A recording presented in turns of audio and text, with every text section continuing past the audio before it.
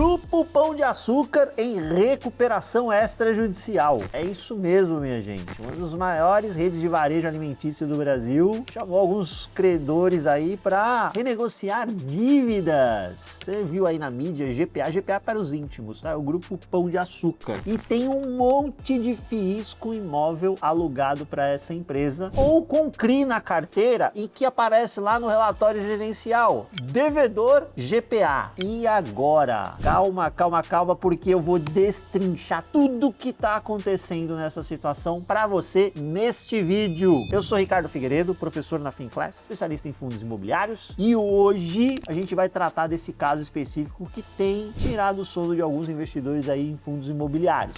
Não se esqueça que o like não é tributado, então eu conto com o seu like nesse vídeo. Se inscreva no canal para você receber notificações de quando postarmos novos vídeos aqui para vocês e não se esqueça de compartilhar este conteúdo com o seu coleguinha que tem fundo imobiliário exposto ao Grupo Pão de Açúcar. Em primeiro lugar, você vai entender o que é uma recuperação extrajudicial e a diferença entre ela e a recuperação judicial não é a mesma coisa. O que levou o Grupo Pão de Açúcar, tão maduro, tão antigo na indústria, a entrar com esse pedido de recuperação extrajudicial? Como é que isso impacta os FIIs de tijolos? Com exemplo prático, a gente vai mostrar os FIIs ali que tem exposição ao Grupo Pão de Açúcar. Como é que isso impacta os fundos de papel, também mostrando exemplo para vocês. E aí de bônus no final eu vou mostrar o efeito rebote que tem em FII de tijolo, que eu ainda não vi ninguém comentando. Então vamos lá. Na manhã do dia 10 de março, por um momento a gente parou de olhar lá para a guerra no Oriente Médio e nos voltamos para o mercado brasileiro. Até porque a gente tem o dom de produzir as mazelas aqui, né, de fazer inveja para a turma lá fora. Naquela manhã, nós fomos surpreendidos com o anúncio de recuperação extrajudicial do Grupo Pão de Açúcar, o GPA. Lembrando que essa tradicional empresa de varejo alimentício negocia suas ações lá na B3, o código ticker é PECAR3. Primeiro, vamos nos lembrar da diferença entre recuperação judicial e recuperação extrajudicial. Ambos modelos estão previstos no mesmo marco legal, a Lei 11.101 de 2005. E essa lei passou por uma revisão importante em 2020. Na recuperação judicial, a empresa entra diretamente no judiciário, pega ali os credores de calça curta, alegando incapacidade momentânea de arcar com suas obrigações financeiras. Devo, não nego, pago quando puder. E ela vai lá na justiça informar isso. Se a justiça deferir, ela ganha um período contra execuções. Ninguém pode executar a dívida dessa empresa neste período. E neste prazo, ela tem que apresentar um plano de reestruturação. Este plano será apresentado à Assembleia de Credores para poder ser aprovado. É um processo formal. Tem um administrador judicial que é indicado pelo judiciário, uma fiscalização contínua e pode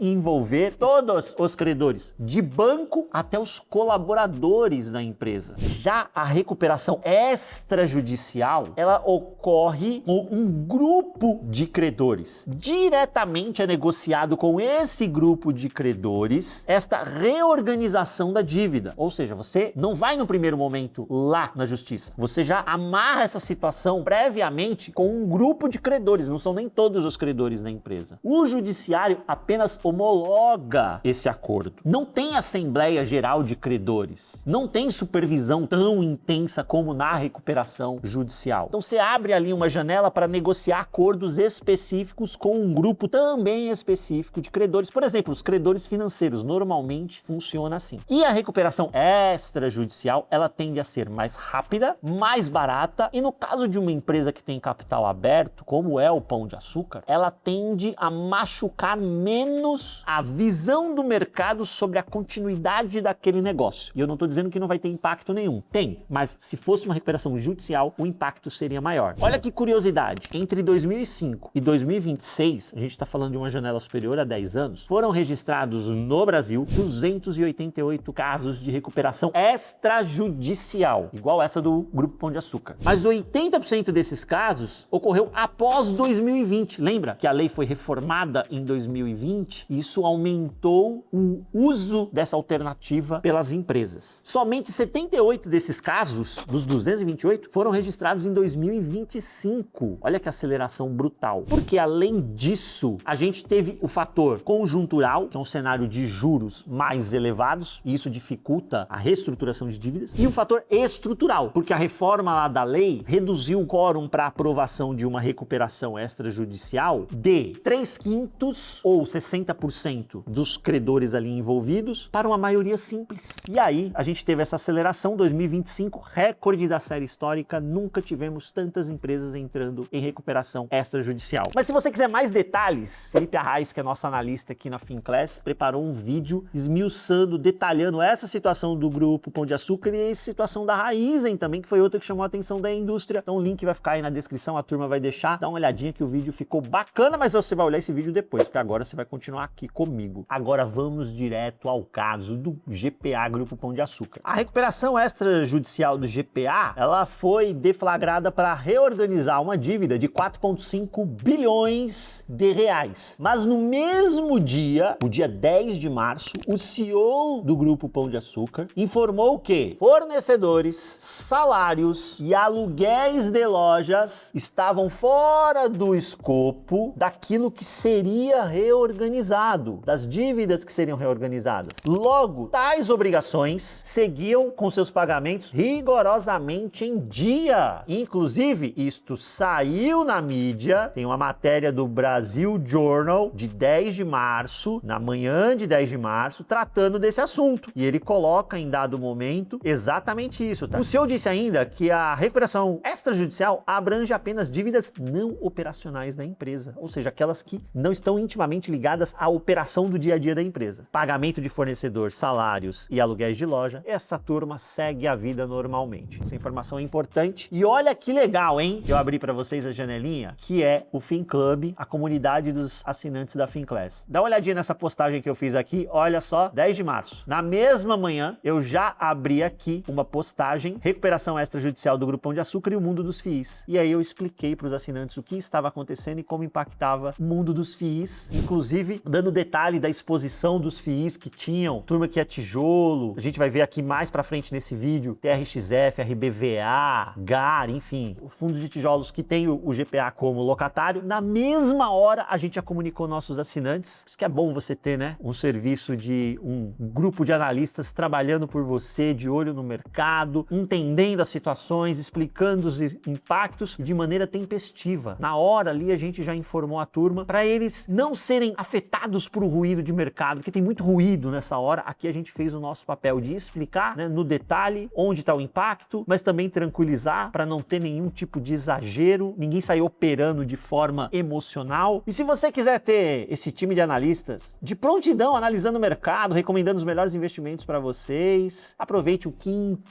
aniversário da Finclass, melhor condição do ano para você se tornar assinante, R$ 39,95 por mês no plano anual, só que essa condição só vai estar disponível no dia 23 de abril. Então não adianta querer assinar agora que você não vai conseguir, é no dia 23 de abril. Como é que você faz? Entra na lista de espera, tá bom? O link tá na descrição e no dia 23 de abril você vai poder acessar o nosso conteúdo. E olha só, a condição do aniversário da Finclass ela é muito especial, porque além desse preço, que é incrível, o que é que você tem só neste momento? Você tem alguns bônus nessa assinatura. E o que eu acho mais legal são 3 meses de prato em dobro nos melhores restaurantes. Olha que legal, 2 pratos pelo preço de 1. Isso daqui, dependendo do restaurante, já vale assinatura, tá? Mas fora isso, leva toda a Finclass, tá? Aulas com professores super renomados. Você tem os bônus que a gente tá colocando também nessa assinatura. Curso do Lobo de Wall Street. Você tem lá o Código da Riqueza, do 1000 ao milhão do Thiago Nigro, enfim, pacote incrível. As nossas carteiras recomendadas para você construir patrimônio e gerar renda passiva. Live todo dia com um analista. Nossa comunidade que eu mostrei para vocês aqui, ó. A gente se comunica todos os dias com os nossos assinantes através da comunidade. Então não vacila, entra na lista para você no dia 23 de abril se tornar Finclass. Voltando ao GPA, por que aconteceu esta fatalidade com o GPA, né? E entrou em recuperação extrajudicial. Só para você ter uma ideia, em 2019, 2025, a companhia gerou aproximadamente 670 milhões de fluxo de caixa operacional. Este valor foi insuficiente para custeio da dívida, né? O custeio da dívida, só o custeio da dívida, tá? É de 920 milhões aproximadamente. Então, a atividade operacional não estava pagando o serviço, o custeio da dívida. Veja que isso obrigou o Grupo Pão de Açúcar a chamar os credores e falar, galera, precisamos reorganizar isso daqui. Chamou um grupo específico, o grupo financeiro, dívidas financeiras, para reorganizar. Por isso ela entrou em recuperação extrajudicial. É óbvio que isso não acontece do dia para a noite. Ela não está com a atividade operacional conseguindo gerar recurso suficiente para pagar o custeio da dívida. Ou seja, ela só ia entrar numa espiral muito pior, que poderia lá na frente chegar na situação de recuperação judicial, que é muito mais dura, muito mais sofrida. Então, ela resolveu antes usar esse artifício. Mas o que essa situação significa para os FIIs, os nossos queridos fundos imobiliários? Vamos dividir em dois grupos. Vamos falar primeiro dos fundos de tijolos e depois eu falo dos fundos de papel. Pensando nos maiores FIIs de tijolos, os mais líquidos negociados na B3, primeiro carinha que eu vou trazer para vocês é o TPP. O TPP é um fundo de escritórios e dos seus 6 ativos, um deles é o GPA, a sede do GPA, em São Paulo, na Avenida Brigadeiro Luiz Antônio, uma ótima localização. Este ativo representa, veja aqui, 22% da receita do TPP-11. Relevante, né? Só que aqui a gente está falando de sede da companhia, uma companhia que não entrou em recuperação judicial, ela é extrajudicial por enquanto. É um contrato longo, tem multas importantes aqui para uma rescisão antecipada. E lembre-se, primeira coisa que eu mostrei para você, os contratos de aluguel das lojas, aqui não é loja, mas a gente está falando da sede e o CEO da companhia deixou claro que aquilo que era operacional da empresa, e os funcionários trabalham aqui, né? A parte administrativa está aqui. Isso continuava normalmente, estava fora do escopo da recuperação extrajudicial. O que a gente tem aqui de importante? No caso do TPP, essa é uma receita que é relevante, a gente está falando de mais de 20%, mas que segue normalmente. Mas lembre-se, o fundo é dono do tijolo. Então a gente precisa entender se este imóvel ele tem viabilidade de uso para além do Grupo Pão de Açúcar. Imagine uma situação hipotética que o Grupo Pão de Açúcar decida lá na frente, precisamos enxugar nossos custos, vamos para uma sede num lugar mais barato, enfim, pagar a multa compensa financeiramente, então ele sai, paga a multa pela rescisão antecipada e vai para outro lugar, aí o imóvel fica vago. A gente está falando de uma localização muito boa em São Paulo, região ali da Brigadeiro Luiz Antônio. É uma boa localização, outras empresas têm sede nessa mesma região, então existe uso para este edifício para além do Grupo Pão de Açúcar. É importante a gente entender isso. O fundo imobiliário ele não tem ações do Grupo Pão de Açúcar. O fundo imobiliário tem um imóvel que está sendo utilizado pelo Grupo Pão de Açúcar. Olha esse exercício de observar o que já aconteceu no passado para a gente entender possíveis coisas que podem vir adiante. Você se lembra que Lojas Americanas entrou em recuperação judicial? Então, no mês em que ela entra em recuperação judicial, aquele aluguel específico fatalmente ficará inadimplente. Por quê? Porque quando entra em recuperação judicial, as dívidas em aberto vão para o escopo da recuperação judicial. Logo, normalmente, né, a empresa que vai entrar, o que ela faz? Aquele aluguel daquele mês, ela não paga, porque isso vai pro bololô da recuperação judicial. Mas os aluguéis seguintes, ela tem, inclusive, a obrigação de manter em dia. O plano que é aprovado sai com essa obrigação. O caso de Lojas Americanas, por exemplo, foi assim. Então, o que a gente precisa ter em mente? Vamos imaginar que a situação do Grupo Pão de Açúcar se agrave, a recuperação extrajudicial não seja suficiente, a coisa piorou e ela lá na frente entre na judicial. A gente está falando de uma situação em que pode ser que um aluguel fique pelo caminho. Por isso que a gente precisa ter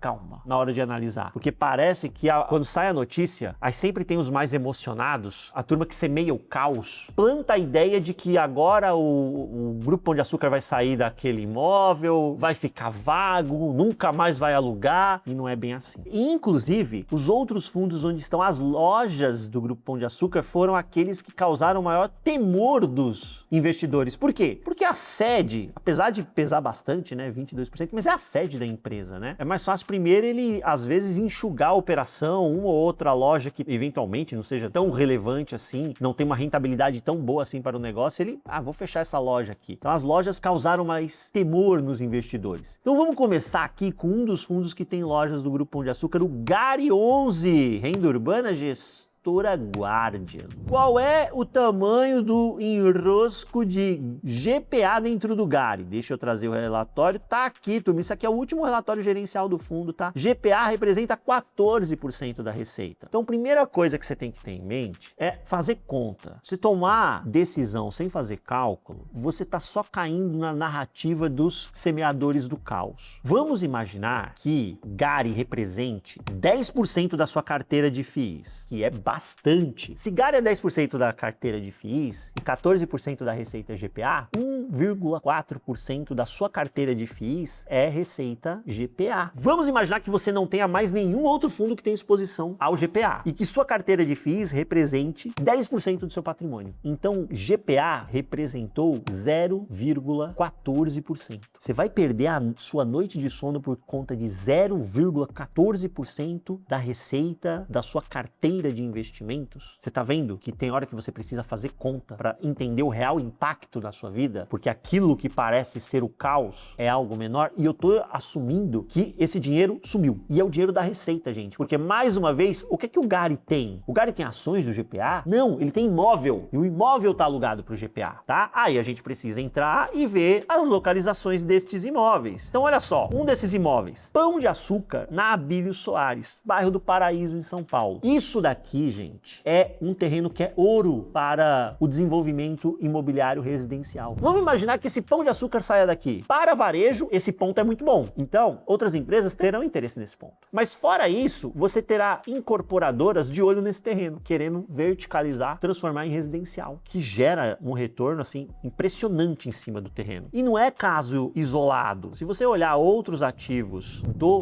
Grupo Pão de Açúcar, você vai ver que tem muito essa natureza de localizações excelentes. A gente está falando aqui de um impacto que é controlado, que é muito menor se você parar, tira a emoção e faz conta no seu portfólio para você mensurar qual é o tamanho do impacto, e que não necessariamente é esse dinheiro sumiu, é que momentaneamente essa receita pode, quem sabe, ser afetada. E agora não será, porque eu volto mais uma vez na fala do CEO. Os aluguéis das lojas, aquilo que é operacional para a empresa, não é afetado pela recuperação extrajudicial. Eu não tô querendo renegociar salário, nem fornecedor, nem aluguel de loja. Isso eu continuo pagando normalmente. Ele foi renegociar as dívidas, as condições das dívidas financeiras. Mas tem outros fundos que também têm exposição. RBVA, Rio Bravo, Renda Varejo, tem exposição ao Grupo Pão de Açúcar. GPA é 9% da receita do RBVA. Então, mais uma vez, gente, calma, olha o tamanho e depois pondere isso no teu patrimônio. Você só tem cota do RBVA, não tem mais nada na sua carteira de investimento? O impacto é 9%. É preciso criar o hábito de abrir o relatório gerencial e entender a composição. E se você observar aqui, você vai ver mais uma vez lojas com boas localizações, em que o ponto para o varejo é ótimo. Então, um dia, se o Pão de Açúcar sair, outro varejista, que pode ser alimentício ou não, terá interesse naquele ponto. E mais uma vez, você verá que as características de incorporação imobiliária com olhos para residencial são muito bem vistas e encontradas nestes ativos que hoje são ocupados pelo RBVA. Quando você compra fundo de tijolo, você compra imóvel, não locatário. Aquilo que era um ótimo locatário pode se tornar um locatário não tão bom, porque a situação financeira dele se deteriorou, mas você, cotista do fundo imobiliário, tem o tijolo, não as ações do GPA. E aqui eu trago até o último fato relevante dele, onde ele informou que comprou lá as lajes alugadas para o Sírio-Libanês, porque tem o gráfico atualizadinho de como ficou a carteira de locatários do TRXF, para explicar, olha, a distribuição do aluguel, como é que tá? Olha o Pão de Açúcar aqui, ó, menos de 8%, gente. Então, mais uma vez, o TRXF, que é um híbrido de tijolo, gestão da TRX, tem menos de 8% da receita vinculada ao Grupo Pão de Açúcar. Situação aqui tranquila, porque os aluguéis seguem sendo pagos normalmente. Tá mais tranquilo, né? Já deu like aí, muito obrigado. Viu como é bom você ter uma equipe profissional olhando o mercado, fazendo análise de verdade, explicando o que está acontecendo em cada situação. É isso que eu quero fazer com a sua carteira de fundos imobiliários também. Então, não vacila, aproveita a oportunidade do aniversário Finclass e vem ser Finclass, que eu vou te ajudar a deixar essa carteira de FIIs aí bem mais redondinha. Já no caso dos fundos de papel, a exposição nos relatórios gerenciais imóveis que aparecem como GPA não necessariamente tem o GPA como devedor. Olha a pegadinha. Venha comigo, relatório gerencial do BTCI, fundo de papel, gestão BTG. Carteira de CRIs, tá aqui, lembra? Fundo de papel tem o quê? CRI. CRI é dívida, então o fundo é credor da dívida. O dinheiro do cotista foi emprestado para alguém e ele vai ser remunerado com juros, além da devolução do principal. Tá vendo aqui o GPA 2? Tem um código B3, tá vendo? Que é o código deste CRI. Porque aqui parece que o devedor quem é? O GPA. Aí você fala, caramba, eu tenho uma dívida do GPA e agora a empresa aí mal das pernas. E outra, o CEO falou que ele estava chamando para renegociar credores financeiros, não operacionais. E aqui eu sou um credor financeiro. E agora, será que isso vai ser renegociado? Calma. Pego esse código B3, copio, vou no nosso amigo Google e vou pesquisar esse código aqui. Porque esse é o código que é único para cada CRI. Sabe o seu CPF, o meu CPF é único, não é? Cada CRI tem um código que também é único. E aí eu cheguei aqui, ó, emissão GPA 2. Abri a emissão, aí eu tenho todas as informações aqui. E o que que me interessa? Documentos. Tá vendo esse TS aqui? Termo de securitização. As regras do CRI estão aqui. Vou lá no original, não vou nos aditamentos. Dá trabalho, tá vendo? Esse é o trabalho de analista e você achando que fundo imobiliário é dividend yield de PVP, né? Então, olha aqui, ó, trabalho de ourives, né? Você vai pincelando as coisas. Aqui o terminho de securitização são as regras desta dívida. Tá tudo aqui. Eu vou aqui, ó, cedente. Cedente ou devedor aparece sempre quem é que tem que pagar essa dívida. Olha aqui quem é o devedor. Fundo de investimento imobiliário da Rio Bravo. Qual? Rio Bravo Renda Varejo. É o RBVA. Mas, Ricardo, por que apareceu o GPA lá? O devedor é o RBVA. Vem comigo que eu já vou te dar detalhes. Vamos voltar lá no relatório do BTCI?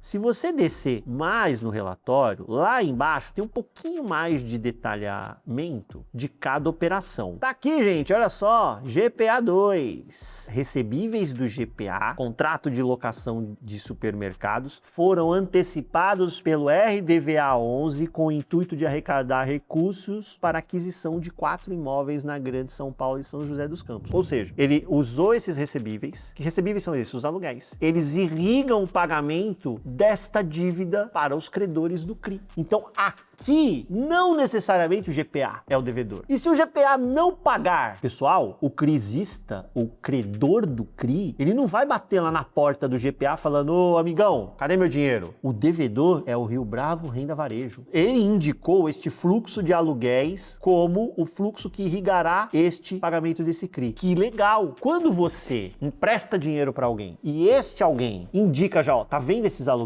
que eu tenho a receber, eu não vou nem colocar a mão nele. Ele vai direto para você. Isso te dá uma segurança. Aí você olha, Grupo Pão de Açúcar, varejista consolidado no mercado. Esse aluguel aqui é um aluguel de longo prazo, multa severa para ele sair, ele não vai sair à toa. Gostei. Você que vai ceder o crédito consegue até oferecer uma taxa melhorzinha do que se você simplesmente falasse, ó, eu empresto dinheiro e me paga em tal data. Então isso daqui é importante. Note que além de tudo, você tem a alienação fiduciária dos imóveis, dos próprios supermercados. Então o imóvel também está em garantia. O que eu quero dizer para você aqui é que no caso dos fundos de papel, quando aparece GPA, não é necessariamente o GPA que está te devendo. O fluxo de aluguel do GPA é que está irrigando o pagamento do CRI, mas o devedor pode ser um fundo imobiliário, enfim, pode ser alguém que seja dono de um imóvel que está sendo ocupado pelo GPA. Então cuidado para não tirar uma conclusão equivocada. E se acontece alguma coisa com esse aluguel aqui, o GPA sai dessa loja, fica inadimplente, é o devedor que tem que indicar uma outra fonte de custeio disso daqui. Então vamos imaginar que o GPA não pague mais esses aluguéis, saiu da loja, enfim. Basicamente, o que vai acontecer é que o devedor, Rio Bravo Renda Varejo, ou vai indicar uma nova fonte de custeio para isso, e os credores do CRI devem aprovar isso em assembleia, aí vai ter um aditivo no termo de securitização, ou no limite, mas isso é bem no limite, gente. Não acho que é cenário base. Decreta-se o vencimento antecipado do CRI. E Por quê? Porque a condição do CRI, que está lá no termo de securitização, não está sendo atendida. Isso dá direito ao credor, na Assembleia, aprovar o vencimento antecipado, que nada mais é que, devedor, você vai me pagar todo o saldo da dívida agora. Ah, não tenho dinheiro. Executa a garantia. Se a gente for para esse caso extremo, que não é cenário base, mas ainda assim, se chegasse, o Rio Bravo Renda Varejo não deixaria isso acontecer. Pega o outro bloco de receitas e coloca como garantia. E aqui entra o elemento que eu falei que era bônus para vocês. O elemento bônus é esse. É que quando você olha um fundo de papel que você acha que você está muito exposto a GPA, na verdade o que você encontra é uma exposição adicional lá do fundo de tijolo. No RBVA tem isso, no TRXF também tem isso, então não é exclusivo do RBVA. É super comum esse tipo de coisa acontecer. Sabe quando o fundo comprou um imóvel alavancado? Tá aí a alavancagem. A alavancagem não melhora o yield? Vocês adoram o yield mais alto, não adora? Não tem yield mais alto de graça no mercado, gente. Não tem dinheiro gratuito. Dessa forma, não. Esse risco adicional, você começa a enxergar ecos deste risco adicional. No final do dia, não tem risco sistêmico. Não tem motivo para você sair vendendo cota dos FIIs que tem GPA. Não faz o menor sentido. Na ponta dos tijolos, os FIIs têm imóveis. Os locatários vão passar, outros vão chegar. Seja GPA, seja qualquer outro, seja agora, seja no futuro. No final do dia, o bom combo, localização e qualidade do imóvel são que garantem uma boa rentabilidade no longo prazo. Na ponta dos fundos de papel, é preciso analisar cada um dos casos, pois no relatório gerencial, como a gente viu no exemplo do BTCI, a informação tratando que o GPA é o devedor, não necessariamente é. Passa uma falsa impressão que você está carregando uma dívida emitida pelo GPA. Não existe isso. Mostrei para vocês no caso do BTCI. E você viu que dá um trabalhinho de fazer a pesquisa, enfim, mas eu mostrei para você. Então, estar bem munido de informações é essencial para separar aquilo que é ruído dos semeadores do caos e aquilo que é fato. Coloca nos comentários, eu quero saber que fundo você tem que estar exposto ao GPA. Tá preocupado ou não tá? Coloca nos comentários, quero saber a sua opinião. Te espero no próximo vídeo. Um grande abraço. Tchau, tchau.